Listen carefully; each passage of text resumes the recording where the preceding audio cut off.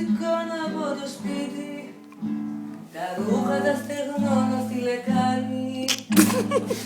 Λέει ο κόλος σου φακλάνει και λέω δεν υπάρχει πουθενά.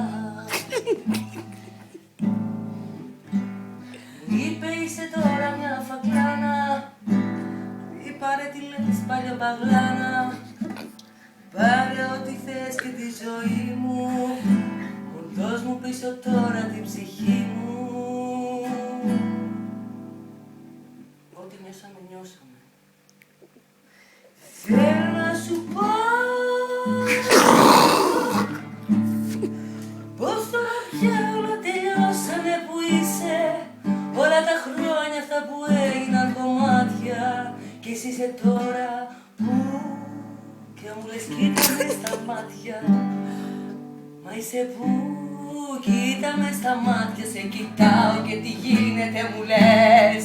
Πού είναι ο κόσμος, που είναι όλες οι αφορμές.